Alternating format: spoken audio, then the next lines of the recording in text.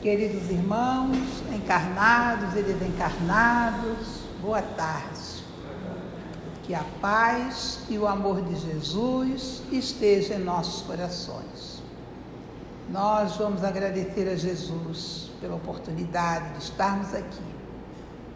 Vamos agradecer a Deus pelas nossas vidas. Vamos pedir a proteção divina para todos nós que aqui estamos, pelas nossas famílias, amigos, parentes, vizinhos e todas as pessoas que nós vamos encontrando pelo caminho. Que a misericórdia divina possa amparar a todos nós. Que possamos nesta tarde ter muita paz no nosso coração, muita harmonia, e que ao sairmos daqui possamos levar conosco muita alegria no nosso coração, muita confiança, muita coragem, muita disposição, para que possamos fazer com que a nossa vida seja um pouco melhor do que aquilo que nós estamos vivendo neste momento. O nosso tema da tarde de hoje é sobre os órfãos. Mas nós hoje, antes disso, vou abrir um parênteses aqui. Eu vou fazer essa explanação e depois, no final, eu gostaria, quem quiser, que fizesse algum comentário, pudesse falar alguma coisa a respeito dessa introdução que eu vou fazer aqui. Porque quando estava fazendo esse estudo, me ocorreram uma série de pensamentos e de coisas que eu gostaria de compartilhar aqui com vocês, que a gente está sempre por aqui. Então, nós vamos fazer isso dessa forma. Primeiro eu vou ler, a primeira parte mesmo eu vou ler, e depois então a gente vai começar a fazer o comentário no final, que eu espero não demorar muito, possamos então interagir uns com os outros. Então é o seguinte, os órfãos, que é o nosso tema. Aí nós vamos começar a pensar o que é órfão. Claro, todo mundo sabe, mas a gente vai falar. Então, a questão de órfão é quem está abandonado, desamparado, desprotegido, sem pai, sem mãe, Morre o pai, a criança fica órfã, geralmente leva para a criança, Morre a mãe, a criança fica órfã. Aí eu peguei dois textos do Evangelho, um de Isaías e outro de João. O de Isaías diz o seguinte, Isaías capítulo 1, versículo 17. Ele diz assim: aprendei a fazer o bem, praticai o que é reto, ajudai-o oprimidos, fazei a justiça ao órfão, tratai a causa das viúvas. Então, nesse texto aqui de Isaías, ele está mostrando a compaixão e a justiça. Está colocando esses dois pontos importantes dentro dessa fala dele. Aí nós vamos em João, no capítulo 14, no versículo 18. E ele diz: não vos deixarei órfãos, voltarei para vós. Jesus promete estar presente e consolador para aqueles que se sentem desamparados. Agora eu vou ler um texto aqui que estava na Revista Espírita. Ele é um texto de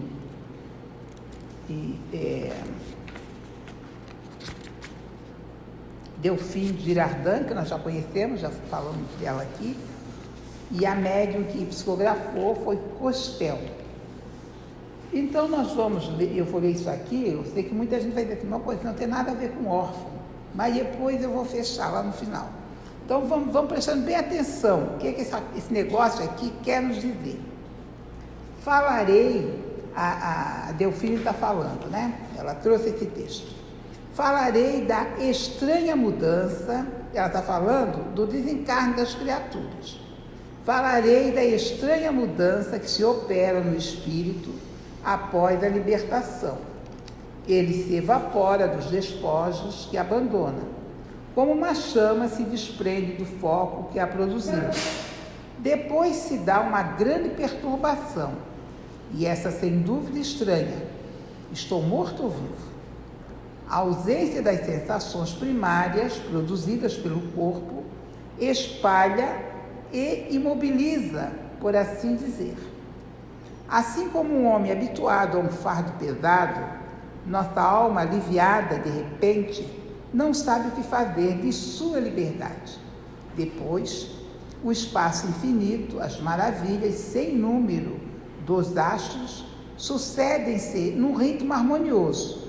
Os espíritos solícitos flutuando no ar e deslumbrante de luz sutil que parece atravessá-los o sentimento da libertação, que inunda de súbito a necessidade de lançar-se também no espaço, como pássaros que querem treinar suas asas.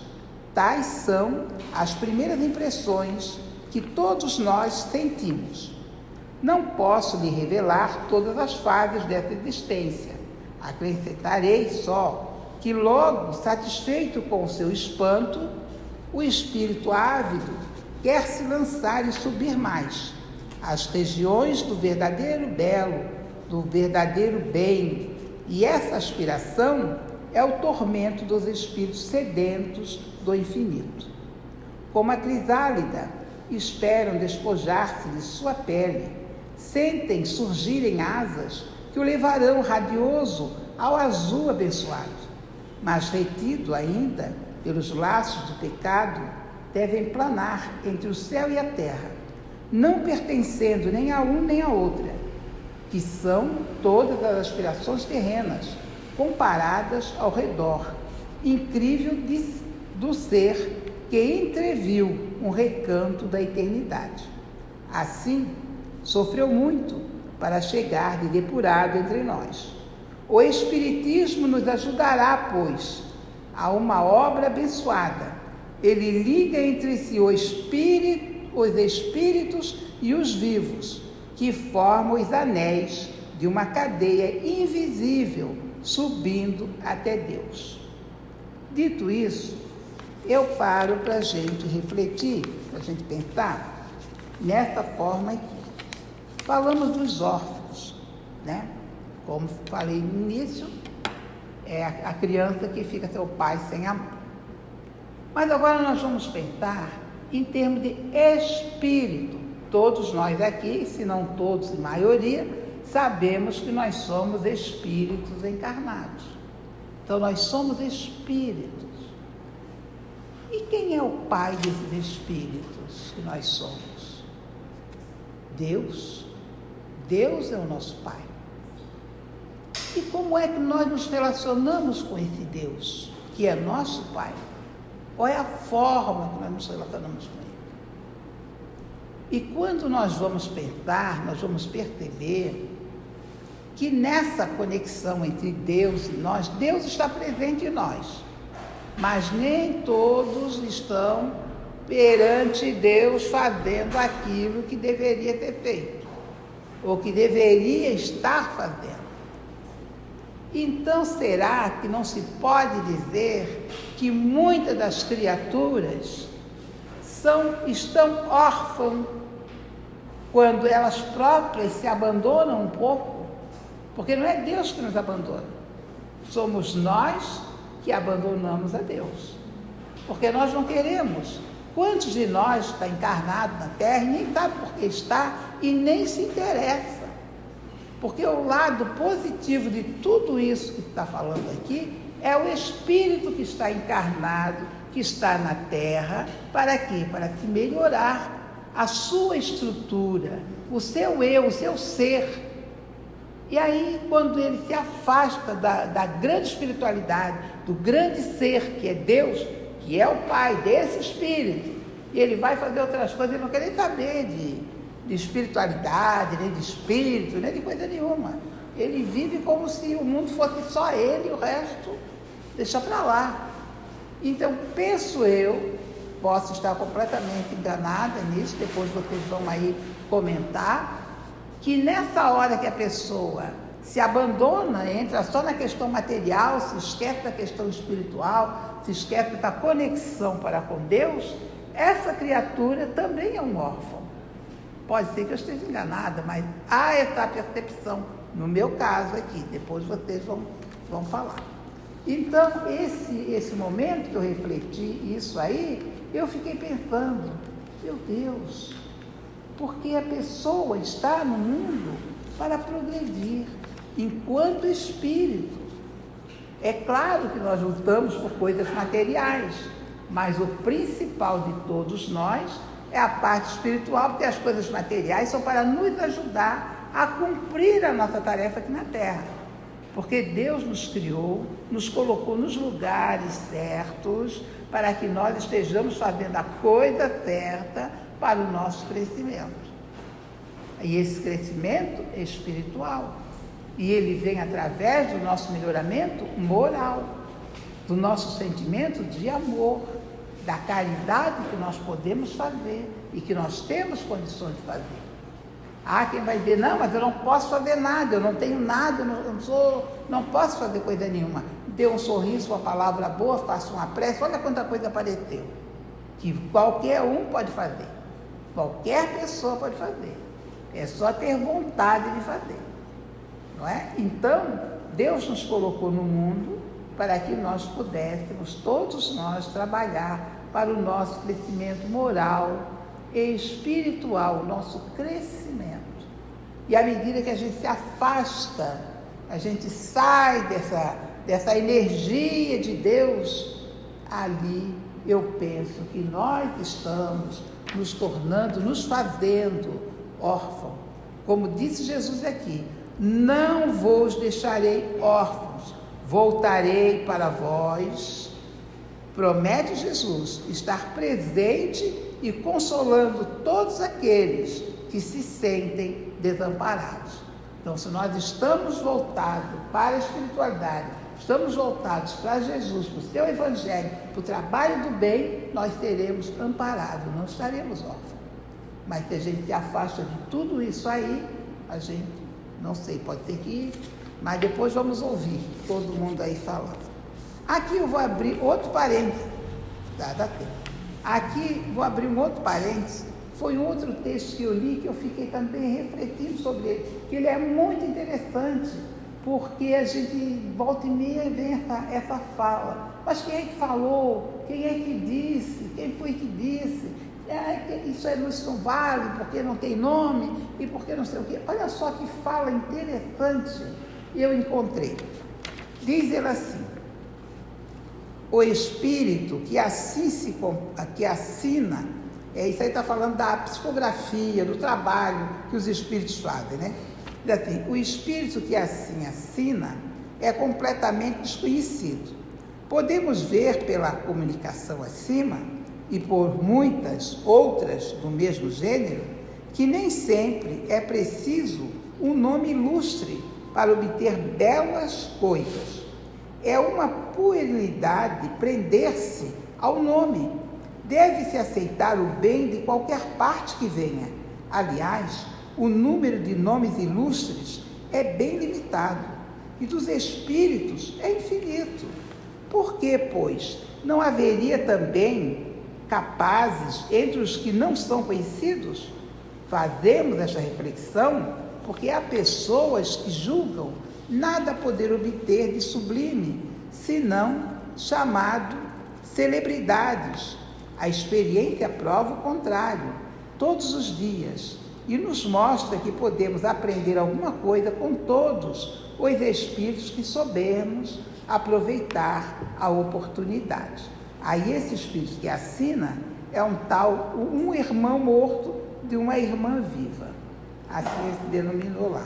E foi a médium Smith que fez essa psicografia.